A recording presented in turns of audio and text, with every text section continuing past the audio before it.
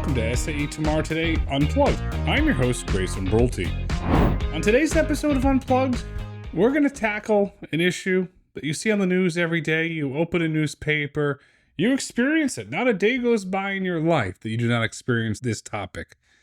And what is that topic? Energy. Energy is a 6-letter word that is one of the most important, yet rarely understood, yet complicated words in the English language. Why? Simple. Most individuals do not have a true vast understanding of energy and how it really works. Most of us have never even read a book on energy, but yet we experience it every day. To most individuals, you simply turn on the lights when you get home after a day in the office, plug in your phone to charge, and if you have an electric vehicle, you plug it in. It just works. Simple. Simply, energy appears. Magic. There's Houdini behind there. It simply appears. But where does energy come from? And how is a lack of energy slowing down the growth of robo-taxis? You think about that. I said that right. Yes, you heard me. Energy is slowing down the growth of robo-taxis. Why? Simply, there is not enough energy to power the growth of robo-taxis. Robo-taxi owners and operators today are energy constrained. We know they're vehicle constrained, but did you know they're energy constrained? The vehicle constrained issue can be overcome as more vehicles come off the assembly line. The energy issue, unfortunately, not so fast. Today, there's a global fight for energy, and that fight is being won by AI data centers. You see the investments. And the energy demand for AI data centers is only going to increase. A 2023 study by Lawrence Berkeley National Laboratory found that America's data centers used 176 terawatt hours of electricity in 2023. That's right, folks, 176 terawatts of hours of electricity. You think that's a lot? No, buckle up for this one because here we go. This forecast is expected to increase to 580 terawatts by 2028. You think that's a lot of energy? Well, here we go. I got a bigger, more impactful stat for you. In fact, that is 12% of America's total energy consumption. That's right, folks. 12% of America's total energy consumption by 2028 will be going to AI data centers. And with all that energy going, what's happening? The money's flowing, the money's following. By the end of the year, The Economist, the great magazine, is projecting that combined Alphabet, Amazon, Microsoft, and Meta will have spent $322 billion building out data centers and paying for energy. That's just by the end of the year here. So where do robo-taxis fit in this picture? Unfortunately, and very simply and bluntly, they don't have a seat at the table. With hundreds of billions of dollars being spent on building out our AI data centers, which I use AI every day, you do. Go to an ATM, uses AI. Interact with the internet, it uses AI. And paying for energy, who are the utilities and developers going to want to do business with? Are they going to want to do business with the robo-taxi folks that there's less than 3,000 on the road today? Or are they going to want to do business with the AI hyperscalers that are spending over $322 billion combined by the end of the year? The hyperscalers. Why? Follow the money. I can give you the Jerry Maguire thing here. Show me the money. I'll give you follow the money. But you can sit here. Yes, you can sit here and you can make a very valid argument to me. And you're right that AI powers autonomy. But, as I said earlier, follow the money. It all goes back to money. The money, profits, and free cash flow simply aren't there yet. Yet's the keyword. For any large-scale developer that's building out the infrastructure, building out the energy to want to build and invest in supplying energy to a robo-taxi depot. So what are the robo-taxi companies to do? They have to do what they're doing now to some degree. They have to partner and fund niche operators the way that Uber's funding Avomo and Move. And they have to build and develop the energy relationships. They have to find the capital. They have to have a willingness to own assets because if they don't, you can't scale robo-taxis. But who are those players in this ecosystem? And are they big enough to support the growth of robo-taxis? We're going to have to find out. We're going to have to watch. We simply do not know yet. Because today, the ecosystem is small. It's very small. In fact, I've visited with multiple of these depot operators. There's just a handful of players. And tomorrow, the ecosystem, it might grow or it might consolidate. Yes, I'm giving you a hedge and I'm not giving you a prediction. You're going to have to wait and see how this turns out. But there will be a big difference when that happens. When that happens either way. Private equity will have entered the picture. At some point in time, I'm unsure when. I'm not giving a timeline here. That's for you to decide. When a private equity giant jumps into the space, I believe that they're going to roll up a bunch of robo-taxi depots. They're going to buy and operate the fleets. They're going to buy the real estate as well. Could they spin it out as a REIT? Potentially, depending on tax treatment. When that happens, drum roll please. The energy issues are going to go away. Why? Follow the money.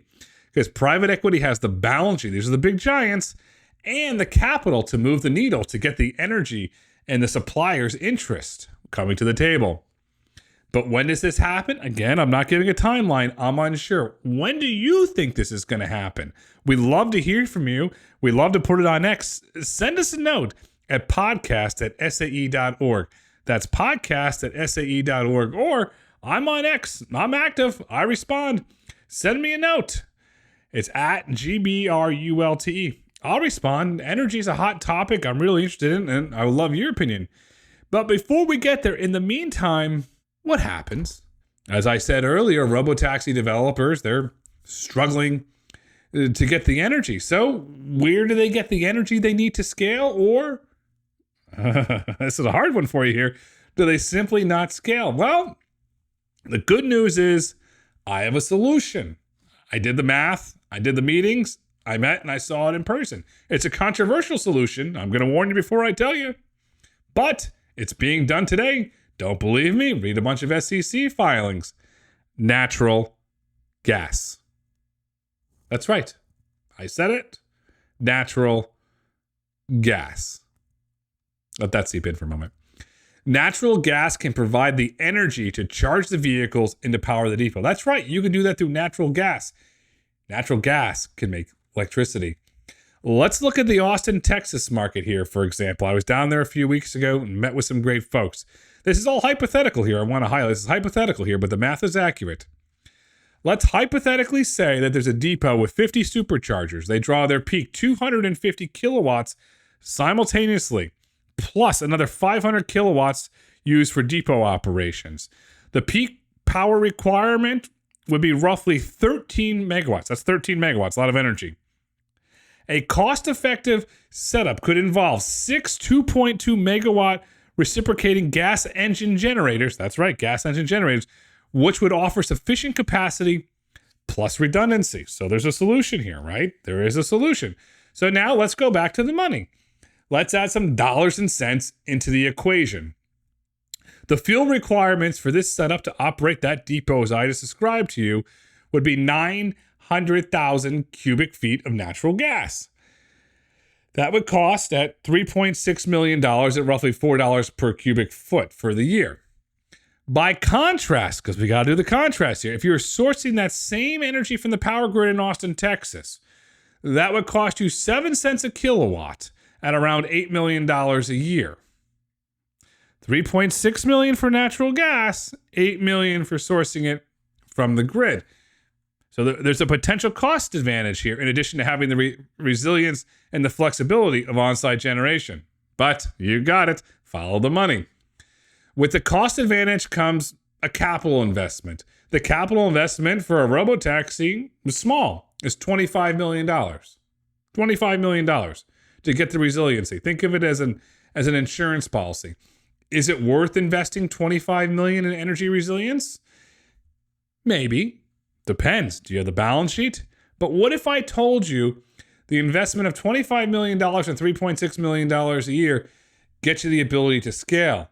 You are no longer energy constrained. I would say it's worth it, but others would say maybe, no, or you can get pushback that it's gas. But that's for you to choose, not for me to choose. So if you were to say no and you were the robo-taxi operator, let me ask you this. What's the path forward? What is the path forward without natural gas to scale robo-taxi operations based on energy constraints? Let me know. Send us a note. Do you operate the robo-taxi fleet in smaller numbers until the energy companies prioritize your build out? Could be 7 years. And don't forget, there's a little thing called permitting. That's going to take a long time as well. If you did choose this route, you'd be waiting, as I said. And then what would the impact be on your business? What would the impact be on your revenue? Potentially, it could be immense. I'm not saying it would be. I'm saying potentially. There's a lot of decisions that robo-taxi owners and operators are going to have to make over the coming years as it directly relates to energy, to operations. Some of those decisions will be harder than others. But there is one common denominator amongst all robo-taxi operation decisions they're going to have to make. Energy. The more energy you can get, the faster you can scale. The faster you can scale, the more money you can make. The faster you can scale, the more market share you can make. The more market share you can make, the faster you can have an exit. And just like the hyperscalers that want to scale fast and faster, robo-taxi operators are going to have to adapt a hyperscale mentality if they want to keep up. Energy is the most important word in robo-taxis and autonomy today. Yet, it is a word that is rarely truly understood. Today is tomorrow. Tomorrow is today. The future is energy. SAE International makes no representations as to the accuracy of the information presented in this podcast. The information and opinions are for general information only. SAE International does not endorse, approve, recommend, or certify any information, product, process, service, or organization presented or mentioned in this podcast.